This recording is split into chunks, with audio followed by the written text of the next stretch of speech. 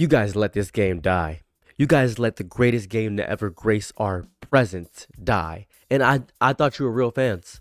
I thought you really cared about creative endeavors, and I thought you really cared about Dragon Ball Sparking Zero. I don't even understand why you guys would let this game falter like this video is about High Guard. High Guard is going on good. Great. What? Amazing. I am so happy that High Guard has failed because this really shows a difference between what publishers want and what gamers crave. Let's take another example for a moment. Let's look at Mewgenics. Oh my goodness. Love this game. Been playing this like crazy, having a wonderful time, just enjoying this game. I don't even play games of this variety that much where you have to do this motion where you skip. How do I describe the way? It's a top down where you position things. It's turn based. It's really fun. Very fun game. I don't really play games like this. However, I thought that Mewgenics was really fun. I played High Guard because it was free. And immediately, I thought the gun control was amazing. I thought it felt smooth and cool and fresh and outstanding. And after about 40 minutes, I got really sleepy. If a game makes me sleepy, if I play a video game and I get sleepy playing the game, I turn it off. High Guard made me sleepy. When Concord disappeared almost as quickly as it arrived, I thought to myself, that's strange. Well, I thought we were going to see something there, but it just vanished from the public consciousness. Nobody cared about Concord. We have an Avengers level threat. Sorry, a Concord level threat in High Guard. The amount of joy around this game is what really just baffles me. Everybody was so excited about this. Everybody was saying, oh, this game's gonna feed families for generations. This game's gonna be so good. I'm the creative director of High Guard. Jeff Keighley has my full send about how good the game is, and here's what I think happened, and this is just my personal game theory, just hear me out. When this game was shown off, it had too much hype. You cannot hype a game up this much when we were expecting maybe a Bloodborne re-release or maybe a game we were recognizable with. You cannot do this with a new IP. It was set up for failure immediately.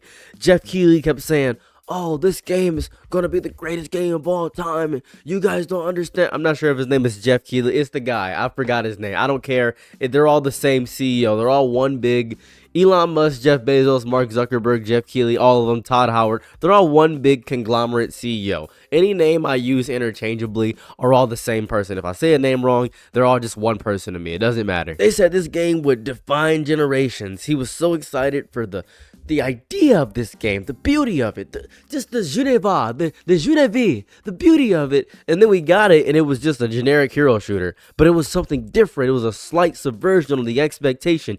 It reminds me of every single time my friends will buy me, like I'm in their Steam group family, they'll buy a game, and I know it's just friend slop. Now, don't get me wrong, I had my fun with Phasmophobia, I enjoy Repo, and there's a game called Yap Yap right now. Those games are fun. I enjoy those games indefinitely. I do. But they are, for lack of a better term, slop. They are just pig slop. I'm eating slop. Delicious little slop. That's what I'm eating. It's nothing. It's nothing. I don't get it. A good way I can describe this is the phenomenon of Dark Souls, right? So when Dark Souls came out, everybody wanted to copy Dark Souls. Everybody wanted to make Souls-likes. And any game that has rolling in it is a Souls-like at this point. But Dark Souls did something very important. I didn't know Dark Souls 1 had DLC for so long. Didn't know. I was just replaying the base game because it was a complete experience. Thus, much like the themes in the game, Dark Souls lit a fire. It captured fire. The main premise of Dark Souls 1. It captured fire. However, there are certain games that hit like lightning. Boom! They strike like lightning. And the game development industry always wants to get lightning. The expectation becomes that a new release must ignite instantly. It's got to dominate Twitch and TikTok and Twitter within days. You got 5 days. If this game doesn't have a player count of 200,000 or 500,000, it's got to swallow the whole market before competitors can respond. When that doesn't happen, when that growth fails, when it doesn't materialize into a required speed, all support evaporates, servers go dark. Happened with Multiverses too. Don't know if you remember Multiverses, but it happened with Multiverses. It had a big community of people, very dedicated devs, but what ultimately happened was the same thing that happened with High Guard. It's the need to squeeze money out of us. I like playing games that are completely finished. I like my cheese drippy, bruh. I like my cheese drippy, bruh. As soon as a game comes out, all I think about is how it's going to be monetized. That's it. How that microtransaction is going to hit. It's so bad. Every interaction is an opportunity to extract more money. The base game launches at about $70. Full price commitment. That's $70.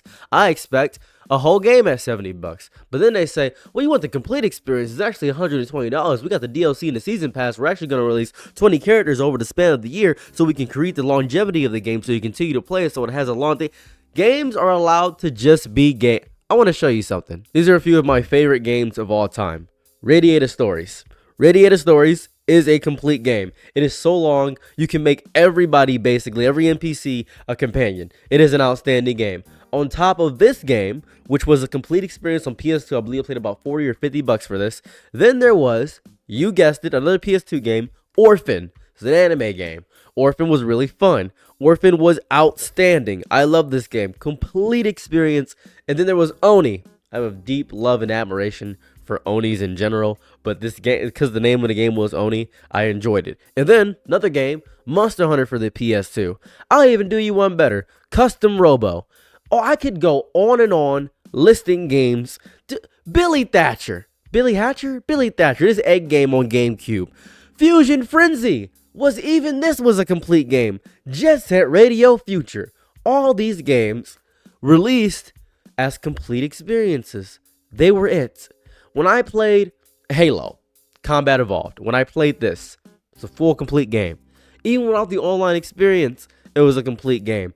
It had a story mode. It had skulls and things you could get. That was super cool. I enjoyed it. Halo 3, getting the Hayabusa armor was super cool. You can unlock everything if you spent time and it rewarded my time. No game I've played, no real game, AAA game I've played has ever done that. This is a big reason why people enjoy the aspect of Skyrim. Skyrim, or Scrim, as some might say, is a very complete experience. It is really, the vanilla game of Skyrim is very complete.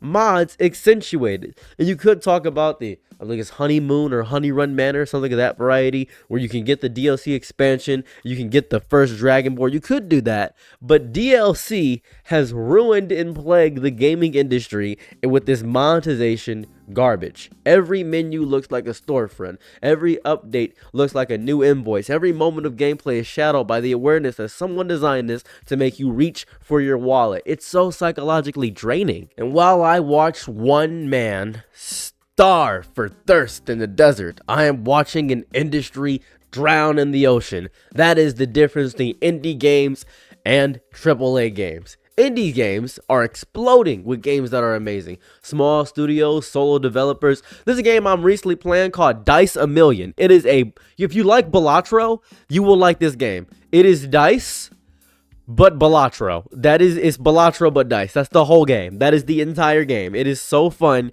to play this game. But this isn't even the whole thing. There's Nubby's Number Factory. There's this omelet roguelike where you could just make an omelet. There's really a lot of games that are going on and to and fro about right now, and they're so fun. I'm having a fantastic time playing these games over and over again. There's a game called Shape of Dreams. It's a roguelike called Shape of Dreams. Just discovered it not too long ago. Really fun game. And a special shout out to Neo 3. I didn't even know this game was coming out. I've been playing it the few days on stream with my brother. It's just super fun.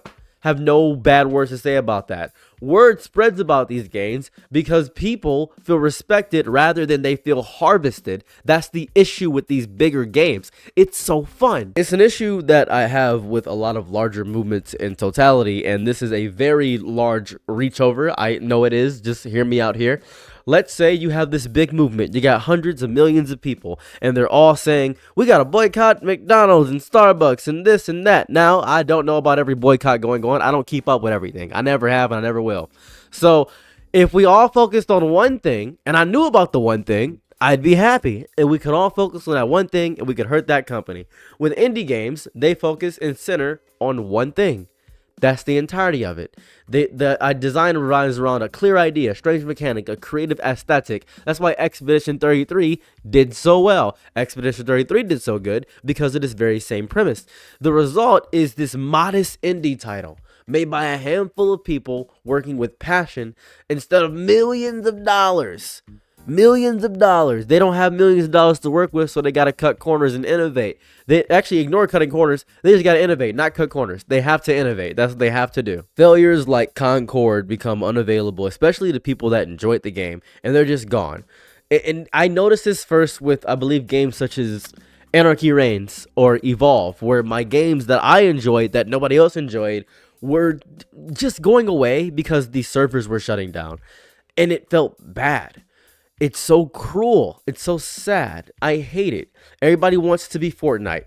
Everybody wants to be Fortnite. Fortnite is an infinite money machine. And I think there's something oddly hopeful about all these public failures. It's encouraging in watching expensive experiments collapse under their own weight. They show that consumers are no longer passively accepting whatever arrives in the storefront with the biggest marketing budget. For years, people complained about unfinished releases, predatory monetization, endless service models that treated players as if there were these infinite wells of revenue stream. Raw Scrooge McDuck. This is so fun. Watching these projects crash and burn is so nice because it's finally audience pushback. If publishers pay attention, if they learn anything from the millions they've lost on these failures, the lesson is simple, and it is really simple. Players want complete games that respect their time and their wallets. That's it. That's the whole premise. That's all they want. That's it. Nothing else. They want creativity more than spectacle. That's it. They want to feel like they're participating in something made with love. That's it. When developers build something genuine, when they ship something that feels as if it matters, communities grow around it naturally, organically, without the need for massive ad campaigns or aggressive monetization. And that is what it is. Who cares about this live service bubble that's going to burst eventually? The future of games belongs to studios that remember that gamers are important. Build for players rather than investors. That's how you make a good game.